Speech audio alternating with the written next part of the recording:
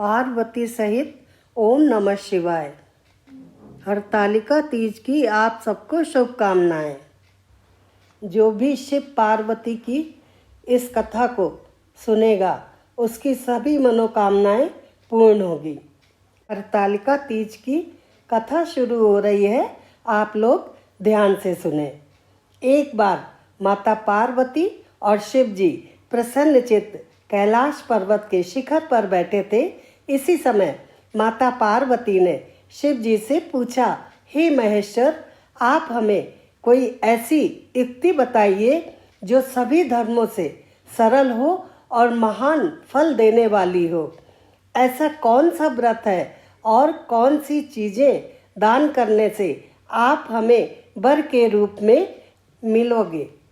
तब महादेव जी बोले, हे देवी सुनो, अब मैं उस व्रत के बारे में तुम्हें बताऊंगा जो मुझे परम प्रिय है और मेरा सर्वस्व है।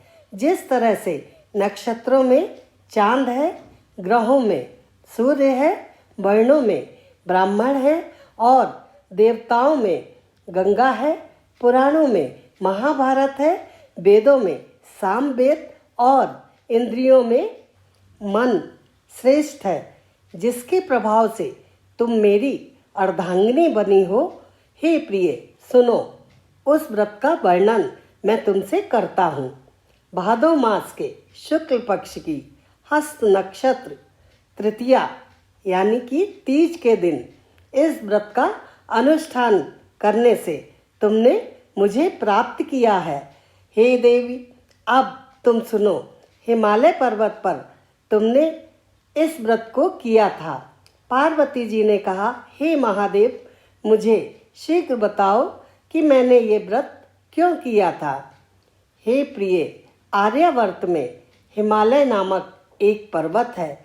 वह हर तरह से संपन्न है। वहाँ रहने वाले जीव जंतु आदमी सब बहुत प्रसन्नचित्त रहते हैं। वह हमेशा बर्फ से ढका रहता है और बहुत सुंदर है और गंगा के जल की कल कल करती हुई आवाज़ हमेशा वहाँ गूंजती रहती है। हे गिरिजे, तुमने बाल्यावस्था में वहीं पर तप किया था। तुमने बहुत कठोर तपस्या की थी। 12 वर्षों तक अधोमुख यानी कि नीचे की ओर मुख करके तुमने तपस्या की। फिर 64 वर्षों तक बेल के पत्तों का भोजन करके तुमने तप किया। माघ की महीने में भरी सर्दी में तुमने जल के अंदर खड़े रहकर तपस्या की और वैशाख की तपती हुई धूप में तुमने अग्नि में रहकर तप किया और श्रावण मास में खुले में वर्षा के जल में भीगते हुए बिना कुछ खाए पिए तुमने कठोर तप किया। तुम्हारी इतनी कठोर तपस्या देखकर तुम्हारे पिताजी हिमांचल को बड़ी चिंता सताने लगी कि इस कन्या का विवाह किससे करूं। वे ये सोच ही रहे थे कि इतने में नारद जी वहां पर आ गए और उन्होंने कहा कि तुम अपनी इस पुत्री का विवाह विष्णु भगवान से कर दो। आपकी पुत्री के लिए वो बिल्कुल सही वर है। हिमांचल ने कहा, ठीक है, ये तो मेरी कन्या के लिए बड़ी सौभाग्य की बात होगी कि स्वयं विष्णु जी ने प्रस्ताव भेजा है। मैं अवश्य ही अपनी पुत्री उनको दूंगा। ये सुनकर नारद जी वहाँ से सीधे विष्णुलोक चले गए और श्री विष्णु भगवान से कहा कि राजा हिमांचल ने मेरे सामने अपनी पुत्री से कह दिया है कि मैंने तुम्हें विष्णु भगवान को अर्पण कर दिया है। ये सुनते ही पार्वती अपनी सखी के यहाँ गईं और पृथ्वी पर गिरकर विलाप करने लगीं। सखियों ने पूछा, तुम इतनी दुखी क्यों हो? तब पार्वती जी ने अपनी व्यथा सुनाई कि मैं मन ही मन महादेव का वरण कर चुकी हूँ और मेरे पिताजी ने नारद जी को हाँ कर दी। वो विष्णु लोक से विष्णु भगवान का प्रस्ताव लेके आए थे मेरे साथ विवाह करने के लिए। तो मेरे पिताजी ने नारद जी को हाँ कर दी और मुझसे भी कह दिया कि मैंने तुम्हें विष्णु भगवान को अर्पण कर दिया है। अब मैं संसार में नहीं रहना चाहती। तब सखी ने कहा, मैं तुम्हें ऐसे वन में ले चलूंगी जो तुम्हारे पिताजी ने कभी नहीं देखा होगा। पार्वती जी ऐसे ही वन में चली गईं। महादेव जी कहते हैं, हे देवी, जब तुम्हारे पिताजी ने तुम्हें घर पर नहीं देखा तो वे मूर्छित होकर पृथ्वी पर गिर पड़े। तब महल में रहने वाले सभी लोग भागे हुए आए और राजा को मूर्छित देखकर उनसे कारण पूछा। तब गिरी राज हिमालय ने कहा कि मुझे मेरी कन्या को लेकर बहुत चिंता हो रही है, बहुत डरावने ख्याल आ रहे हैं दिमाग में। यह कहकर राजा हिमांचल कांपने लगे। मूर्छा खत्म होने के बाद, होश में आने के बाद तुम्हारे पिताजी तुम्हें ढूंढते हुए उसी जंगल में पहुंचे जहां तुम अपनी सखी के साथ गई थी। तुम सखी के साथ घूमती हुई नदी के किनारे एक गुफा में पहुंची। तुम वहीं पर बालू का शिवलिंग बनाकर मेरी पूजा करती रहीं। उसी स्थान पर भाद्रपद मास की हस्त नक्षत्र युक्त तृतीया के दिन यानी हरतालिका तीज को तुमने मेरा विधि विधान से पूजन किया। तब मैं बहुत प्रसन्न हुआ और तुम्हारे सम्मुख प्रकट हुआ और तुमसे कहा, देवी, मैं तुम्हारी तपस्या से बहुत प्रसन्न हूँ। जो कुछ भी तुम वरदान मांगना चाहो मुझसे मांग लो। जब मैंने तुमसे मनचाहा वरदान मांगने को कहा तब तुमने कहा, मैं महादेव को पति के रूप में पाना चाहती हूँ। मैं तथास्तु, मतलब ऐसा ही हो, ये कहकर कैलाश पर्वत पर चला गया। प्रातःकाल बालू रेत की प्रतिमा को तुमने नदी में विसर्जित कर दिया और व्रत का पारायण किया। इतने में राजा हिमांचल भी वहां पहुंच गए और उन्होंने कहा, हे पुत्री, तुम इतने घने जंगल में क्यों आई हो? हे गिरिजे, तब तुमने अपने पिताजी से कहा कि आपने मेरी इच्छा के विरुद्ध कार्य किया, इसलिए मैं यहाँ आ गई। मैं पहले ही मनी मन शिव जी को अपना पति स्वीकार कर चुकी हूँ। ये सुनकर तुम्हारे पिताजी राजा हिमांचल तुम्हें बड़े आदर पूर्वक घर ले गए और घर ले जाकर उन्होंने मैनावती से कहा कि पार्वती के विवाह की तैयारी करो। हम अपनी पुत्री का विवाह भोलेनाथ के साथ करेंगे। और शुभ मुहूर्त देख के उन्होंने तुम्हारा विवाह मेरे साथ कर दिया। इसी हरतालिका तीज के व्रत के प्रभाव से तुम मेरी अर्धांगिनी बनी हो। हे देवी पार्वती, इस व्रत के राज का वर्णन मैंने आज तक किसी के सामने नहीं किया। अब मैं तुम्हें और बताता हूँ, उसे ध्यान से सुनो। इस व्रत का नाम हरतालिका क्यों पड़ा? हे पार्वती, तुम्हें तुम्हारी सखी हरण करके ले गई, इसलिए इस व्रत का नाम हरतालिका पड़ा।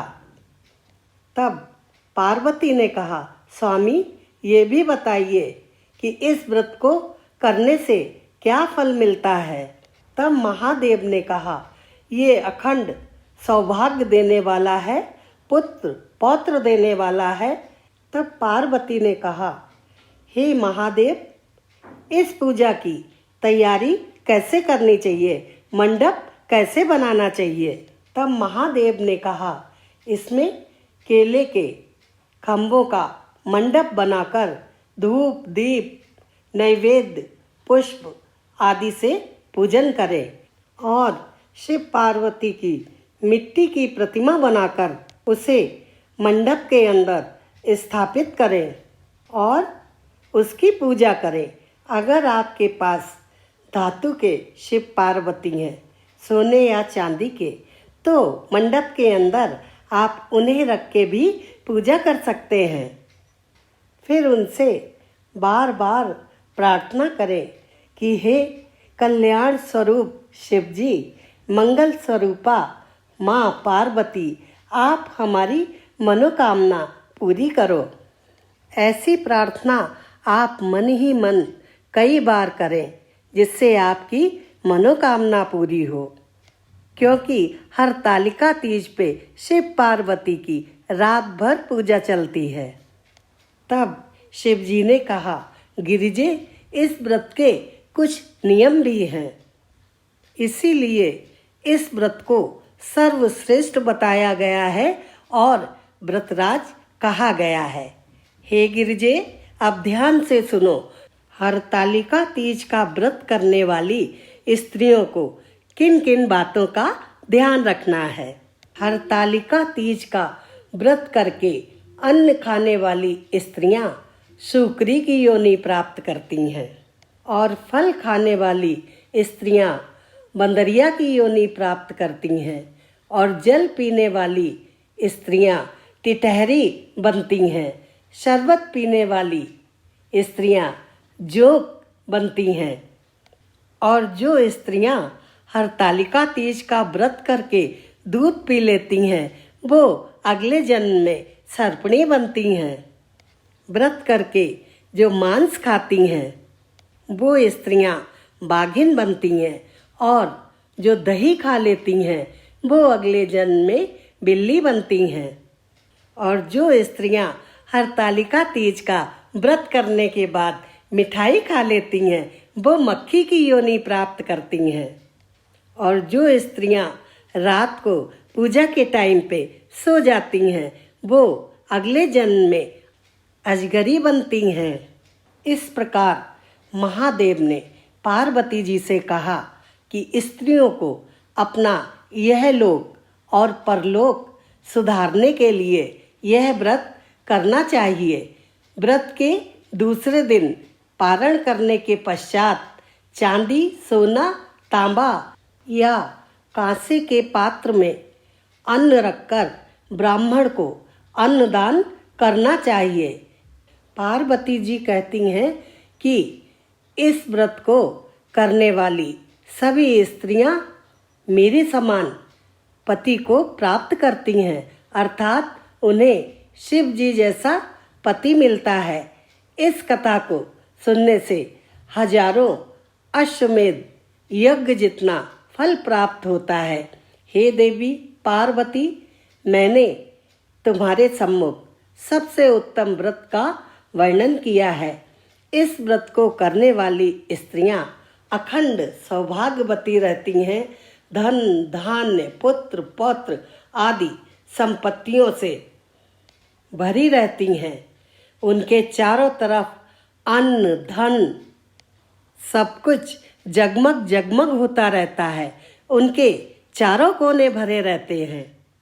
अंत में माँ पार्वती और भोलेनाथ से मेरी प्रार्थना है कि जिन्होंने व्रत रखा है और कथा सुनी है और जिन्होंने व्रत नहीं भी रखा है और कथा सुनी है, उनकी हर मनोकामना पूरी करें।